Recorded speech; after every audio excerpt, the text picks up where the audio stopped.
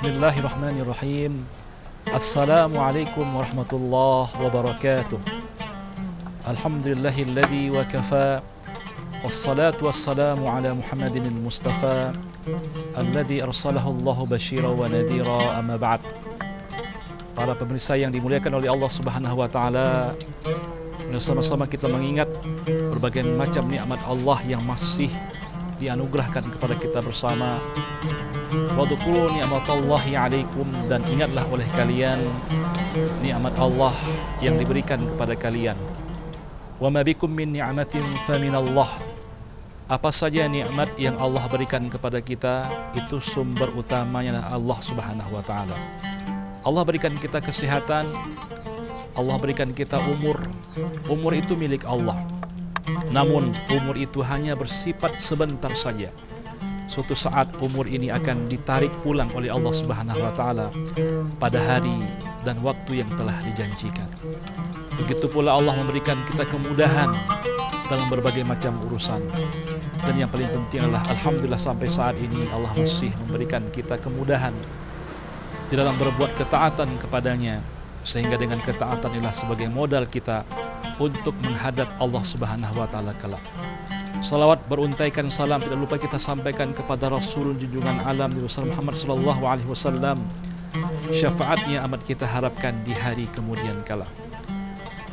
Para pendengar inspirasi kalbu yang dimuliakan oleh Allah Subhanahu wa taala, kesempatan yang berbahagia ini izinkan kami menyampaikan satu ayat Al-Qur'anul Karim dalam surah Al-Hasyr ayat 18. Allah Subhanahu wa taala berfirman, Ya ayyuhalladzina amanu taqullaha wa tanzur nafsum ma qaddamat lighad wattaqullaha innallaha khabirum bima ta'malun. Yang maknanya, wahai orang-orang yang beriman, kata Allah. Di sini Allah menyuruh orang-orang yang beriman, ittaqullah, bertakwalah kalian kepada Allah Subhanahu wa taala, dan hendaklah setiap orang memperhatikan dirinya terhadap apa yang telah dia lakukan untuk hari esok.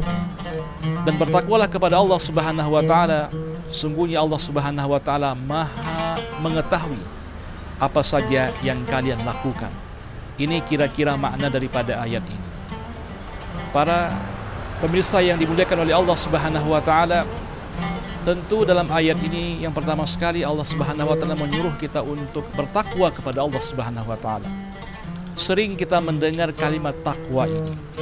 Bahkan kalau bagi kaum laki-laki, setiap hari Jumat khatib naik di atas mimbar, kalimat ini yang diulang-ulang oleh khatib untuk disampaikan kepada kita untuk menjadi orang-orang yang bertakwa.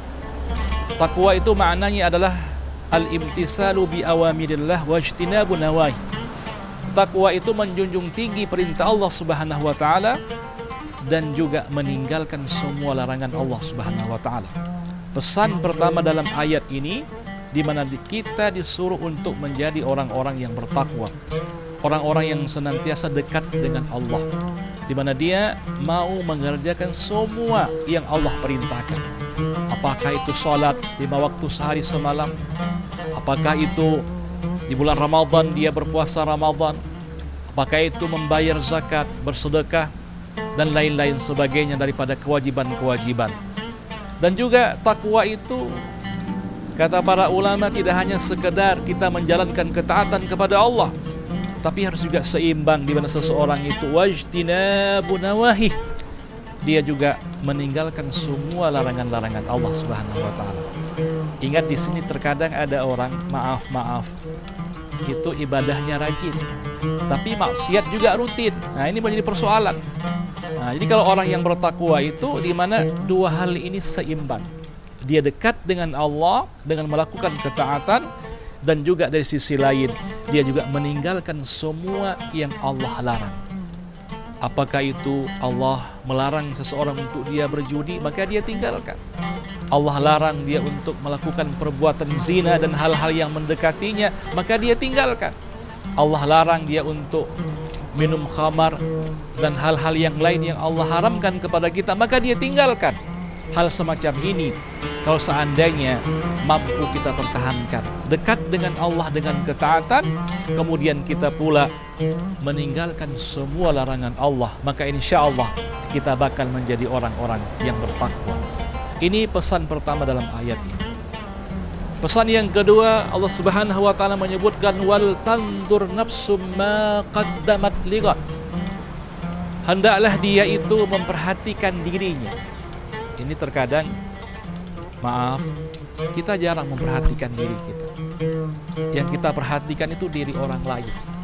Kita terkadang tidak pernah melihat diri kita. Tentu melihat diri ini, para pemirsa yang dimuliakan oleh Allah Subhanahu wa taala, lihat apa saja kekurangan-kekurangan diri kita. Ini kita sebagai hamba Allah melihat kekurangan diri. Yang pertama sekali bahwa hidup kita ini terbatas, tidak lama. Jadi umur yang Allah berikan kepada kita ini juga sebentar sekali. Ya maka di sini umur yang diberikan oleh Allah ini senantiasa kita harus perhatikan pada diri kita ini. Bahwa kita manusia yang dimana hidupnya terbatas. Kullu nafsin dha'iqatul maut. Setiap yang bernyawa itu pasti akan mati. Pernah kita suatu saat merenungkan diri kita ini, ya Allah ya Karim, berapa sudah umur saya saat ini? Mungkin sudah lanjut usia ya Allah. Sebentar lagi Engkau akan panggil saya. Sebentar lagi Engkau akan cabut nyawa saya. Nah, hal yang semacam ini sebagai bentuk introspeksi diri kita sendiri, maka melihat diri ini sebagai bentuk kita merenungkan. Yang pertama sekali berkaitan dengan umur tadi, bahwa umur itu tidak lama. Ada pepatah Arab mengatakan al-lailu mahma tala falabudda min tulu'il fajri wal umru mahma tala falabudda min dukhulil qabri. Malam meskipun panjang, maka malam itu berakhir dengan terbitnya fajar. Umur meskipun panjang, maka umur berakhir dengan kita dimasukkan dalam liang lahat. Maka renungkan itu para pemirsa yang dimuliakan oleh Allah Subhanahu wa taala.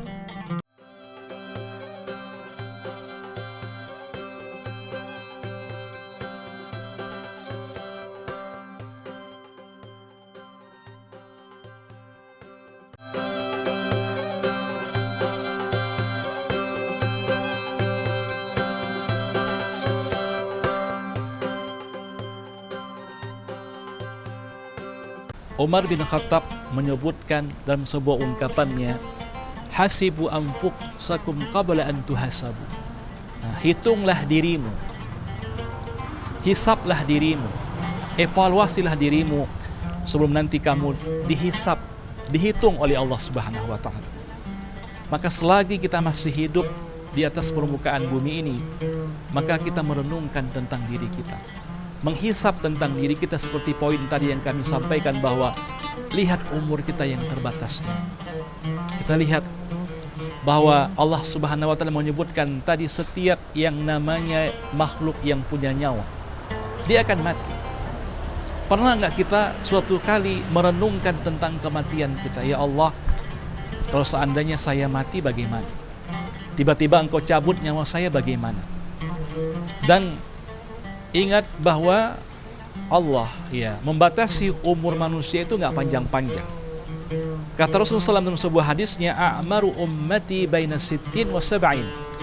Umur umatku itu antara 60 sampai 70 tahun. 60. Nggak lama 60 itu. Jadi kalau saat ini kita sudah berumur 60, ini udah menunggu detik-detik. Nggak lama lagi. Ya, janji itu akan datang kepada kita. Makanya kita senantiasa melihat. Jangan nanti kita sudah seperti kata orang itu, tua-tua keladi, semakin tua semakin menjadi. Kita nggak pernah lihat tentang diri kita ini. Semakin kita sudah tua, semakin kita suka kepada dunia, semakin kita meninggalkan akan Allah dan semakin jauh kita daripada Allah Subhanahu wa taala. Jangan. Dan bukan berarti pula kalau seandainya orang itu yang usianya itu muda, dia mengatakan anak-anak muda ini saya lama lagi meninggal dunia. Mungkin yang di depan itu, yang usianya sudah lanjut, yang ubannya sudah memutih, dia akan duluan meninggal dunia. Tidak, hadirin rahimakumullah. Mati itu disebutkan dalam sebuah pepatah Arab, al-mautu kal-'ishqi ya'ti fuja'atan fala maradda lahu. Mati itu seperti rasa rindu yang datang tiba-tiba dan seorang pun tak mampu untuk menolak. Kita lagi duduk-duduk di depan rumah, lagi menghayal, tiba-tiba yang kita punya anak teringat dengan anak kita yang jauh. Teringat ya kita dengan anak yang jauh itu muncul seketika, secara tiba-tiba. Begitulah kematian itu tidak mengingat berapa usia kita. Apakah muda, apakah sudah tua, apakah kita dalam keadaan sehat, dalam keadaan sakit, itu tidak menjadi sebuah kepentingan bagi Allah Subhanahu wa taala. Kalau sudah datang masanya, maka ini Allah akan panggil itu. Maka di sini Allah mengatakan tadi, wal tandur nafsun, hendaklah seseorang itu memperhatikan dirinya. Lihat tentang umurnya, yang dimana umurnya ini sangat-sangat terbatas yang Allah berikan di atas permukaan bumi ini. Kemudian juga Allah Subhanahu wa taala tentunya dalam ayat ini menyuruh kita untuk melihat diri. Apa yang kita lihat? Poin kedua adalah melihat tentang amal-amal kita. Ini kita lihat amal, ya kita absen saja amal-amal yang sudah Allah wajibkan. Salat 5 waktu katakan. Apakah salat 5 waktu ini kita kerjakan di awal waktu? Atau kita enggak salat sama sekali? Maaf. Salat itu sebuah kewajiban utama yang nanti disebutkan, Nabi menyebutkan awwalu ma yuhasabu bihil abdu yaumal qiyamati as-salah. Yang pertama sekali nanti di hari kiamat yang Allah tanya itu salat. Bukan yang lain yang Allah tanya. Yang Allah tanya itu salat. Coba kita evaluasi saat ini. Lihat amal kita yang berkaitan dengan salat ini. Ini apakah kita salat itu tepat pada waktunya di awal waktu? Bagi laki-laki, apakah dia ketika mendengar azan berkumandang dia ke masjid? Ini perlu kita melihat itu. Kemudian juga amal-amal yang lain yang kita lihat. Para pemirsa yang dimuliakan oleh Allah Subhanahu wa taala, bagaimana dengan puasa Ramadan kita? Pada bulan Ramadan apakah kita berpuasa? Kalau kita memiliki harta, apakah kita sudah membayar zakat? Nah, begitu pula kalau seandainya kita punya kemampuan untuk naik haji, apakah kita sudah mampu dan kita mau berhaji, atau kita melambat-lambatkan itu? Begitu juga dengan tambahan-tambahan yang lain. Ini disuruh untuk kita perbanyak. Salat tidak hanya salat wajib yang dimana itu sebuah kewajiban bagi diri kita, tapi bagaimana kita upayakan ada salat malam yang kita tunaikan. Malam-malam kita bangun tahajud. Ini sebuah kemuliaan, sebuah bekal kita menghadap Allah Subhanahu wa taala kelak.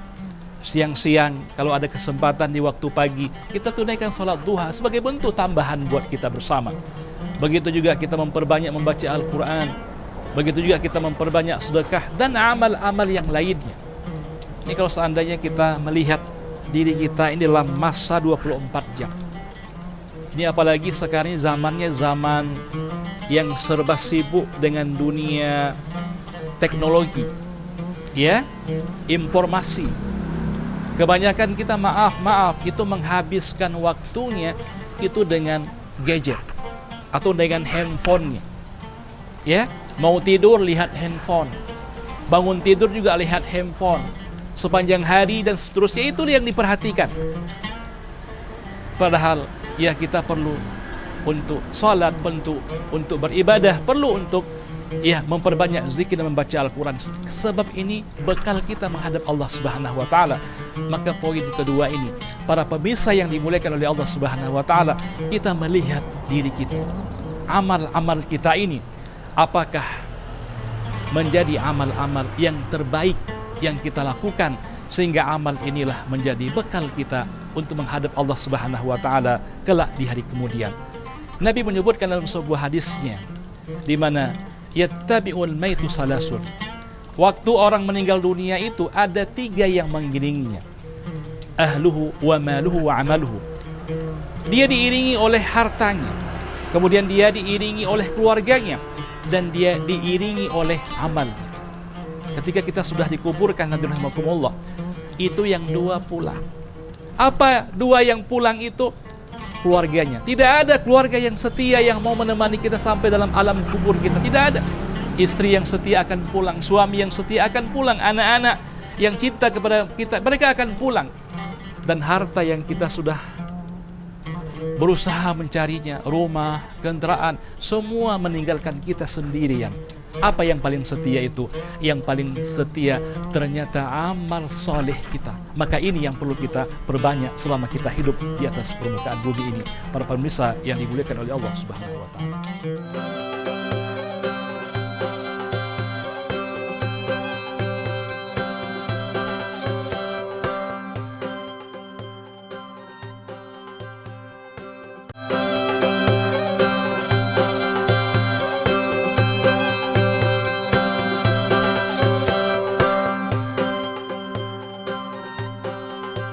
Yang ketiga, yang kita harus lihat pada diri kita ini, bagaimana dengan dosa kita.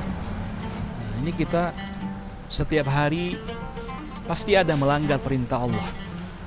Ya, ada mengerjakan dosa-dosa, baik dosa yang kita tidak sengaja mengerjakannya, atau dosa yang memang kita sengaja untuk melakukannya. Terkadang kita lupa melihat dosa ini, berlalu begitu saja. Ketika kita berbuat salah, ya udahlah, ya. Lalu kita berbuat salah lagi, ya udahlah, tinggal. Dan kita tidak mengenang. Ingat, ada sebuah ungkapan para ulama itu, la tuhayyin adz-dzunub. Jangan pernah kalian meremehkan dosa, katanya. Jangan pernah kalian meremehkan dosa.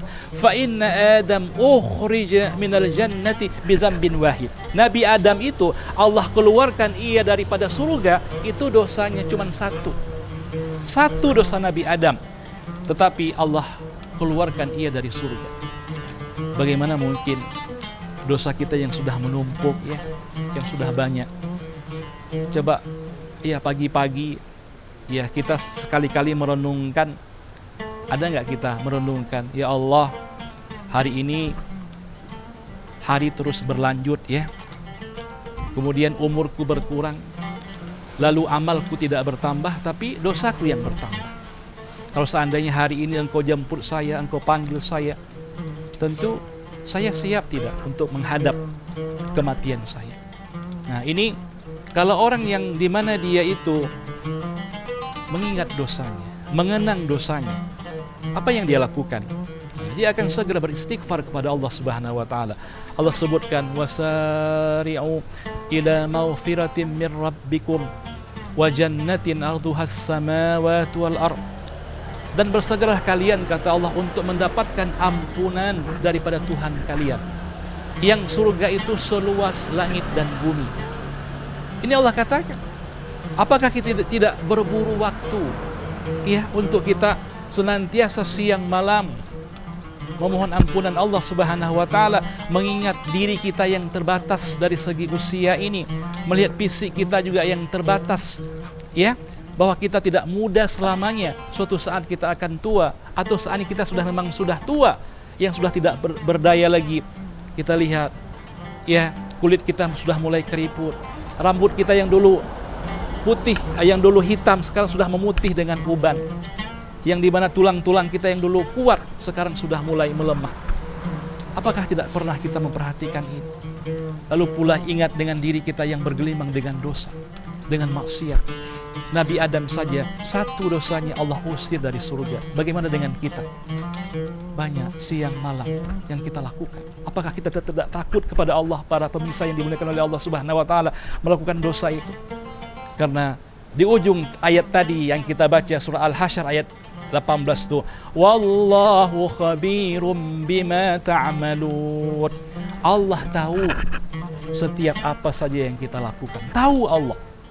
Bahkan kalau ada semut di atas batu hitam di malam gelap gulita, Allah tahu keberadaan semut itu. Yang bagaimana kita yang mungkin bersembunyi di balik suatu tempat yang kita katakan tak ada yang bisa menjangkau saya, bahwa Allah yang Maha Kuasa itu, Dia tahu keberadaan kita. Maka orang yang menganggap dirinya berdosa, kullu bani Adam khatta'un, setiap anak Adam itu punya dosa. Namun di ujungnya wa khairul khatta'un at-tawwabin, dan sebaik-baik wa khairul khatta'in at-tawwabun, dan sebaik-baik orang yang berdosa itu dia memohon ampun kepada Allah Subhanahu wa taala. Maka seriuskan diri kita. 3 hal tadi yang kita ingat dalam ayat ini yang Allah sebutkan tadi. Yang pertama adalah di mana kita disuruh untuk melihat diri kita ini, yang kita lihat umur, yang di mana umur ini tidak lama hidup di atas permukaan bumi ini. Yang kedua, lihat amal-amal kita. Mana yang lebih banyak, amal atau dosa? Kita lihat semuanya itu dalam rangka kita untuk mempersiapkan bekal kita menuju Allah Subhanahu wa taala kelak. Yang ketiga, kita lihat dosa kita. Apakah kita ini orang yang bersih atau orang yang berdosa? Tidak ada yang tidak berdosa, semua kita berdosa. Para pemirsa yang dimuliakan oleh Allah Subhanahu wa taala. Namun kalau kita sadar bahwa kita berdosa, kita senantiasa mendekatkan diri kepada Allah dengan kita bertaubat nasuha. Ini paling penting sekali. Kita bertaubat nasuha. Taubat yang sesungguhnya. Kita menyesali semua dosa-dosa kita. Kita menangis. Pernah nggak? Suatu saat, suatu hari, suatu masa dengan penuh keheningan, kita duduk di sebuah tempat, ya, kita mengingat tentang diri kita ini. Lalu kita meneteskan air mata, mengingat tentang dosa-dosa kita, mengingat tentang masa lalu kita, mengingat tentang siapa kita di hadapan Allah Subhanahu wa taala. Kalau kita lakukan, insya Allah para pemirsa yang dimuliakan oleh Allah Subhanahu wa taala, berarti kita sedang memuhasabah diri kita, sedang merenungkan diri kita bahwa kita adalah orang-orang yang dimana memiliki kekurangan, orang-orang yang banyak berbuat salah kepada Allah. Sehingga kalau ini kita lakukan, tentu kemudian kita ini dengan taubat nasuha tadi, maka kemudian insya Allah juga kita memperbanyak amal-amal saleh kita menjadi orang-orang terbaik. Ya, kalau seandainya suatu saat datang malaikat, ya, menjemput ajal kita, malaikat maut yang datang secara tiba-tiba itu datang kepada kita, karena telah kita mengevaluasi diri kita, sudah menyadari diri kita sudah berubah, sudah hijrah secara totalitas, bahwa kita sudah memperbaiki diri dengan amal-amal saleh. Salat sudah rutin kita lakukan, kita tambah dengan salat-salat sunat. Kemudian dengan zikir kepada Allah, dengan membaca Al-Quran kita rutinkan, dan kita tidak lagi melirik kepada dosa-dosa kita. Insya Allah kita akan meninggal dengan husnul khatimah. Meninggal husnul khatimah itu dambaan semua orang. Bahwa ada sebuah pepatah Arab mengatakan, man 'asha 'ala syai'in mata 'alaih. Orang yang terbiasa hidup dengan sesuatu, maka waktu meninggal dunia dia akan meninggal dengan kebiasaan tersebut. Ini menjadi poin terpenting. Kalau kita biasa dengan berbuat taat kepada Allah, maka waktu kita meninggal dunia juga dalam keadaan taat. Namun kalau seandainya kita senantiasa berbuat maksiat kepada Allah, lupa diri, lupa melihat akan diri kita ini, maka waktu kita meninggal dunia juga dalam keadaan kita itu sedang melakukan perbuatan dosa, wa na'iyadzubillah. Maka dari itu, mari kita merubah diri kita, menata, melihat diri kita, bukan melihat diri orang lain. Umar bin Khattab mengatakan, tuba liman syaghalahu aibu an uyubin nas. Berbahagialah orang-orang yang senantiasa sibuk untuk melihat dirinya ketimbang melihat diri orang lain. Maka jadilah kita orang-orang yang bahagia, orang-orang yang senantiasa melihat kekurangan diri, sehingga dengan demikian insya Allah kita menjadi orang-orang istimewa di hadapan Allah, dan kelak Allah akan masukkan kita dalam surganya. Demikian para pemirsa yang dimuliakan oleh Allah Subhanahu wa taala. Mudah-mudahan uraian ini bermanfaat dan mudah-mudahan kita dapat mengamalkannya. Segala kekurangan kami mohon untuk diperbanyak maaf. Wabillahi taufiq wal hidayah. Wassalamualaikum warahmatullahi wabarakatuh.